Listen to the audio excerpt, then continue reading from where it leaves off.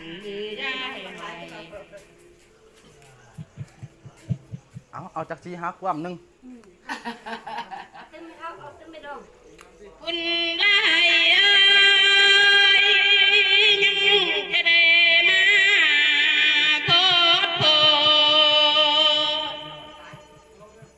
เอาไม้เธอไหมนายกเอาไม้เธอเล่าไหม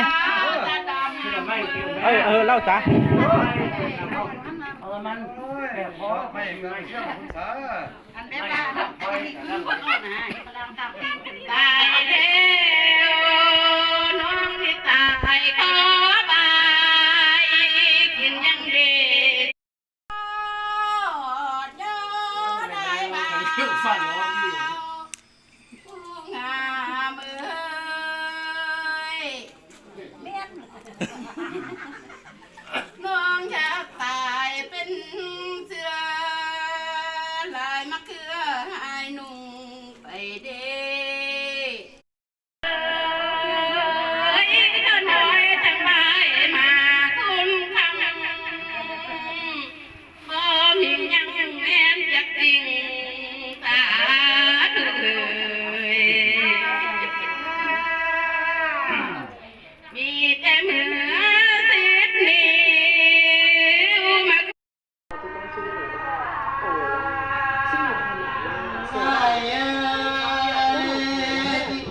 ในตาพงพออุดหน่อยก็เห็นแม้แต่หลานช้างที่อาศัยอยู่ในป่าเป็นพระราชาพระราชินีก็ไม่ทำให้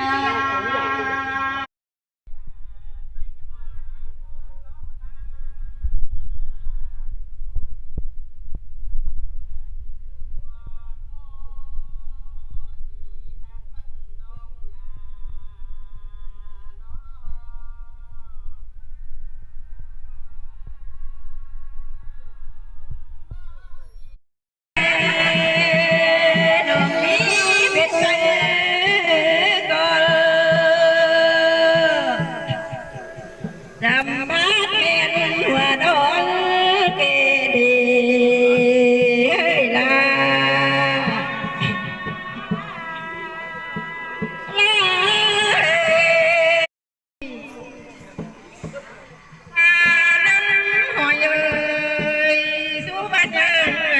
นะ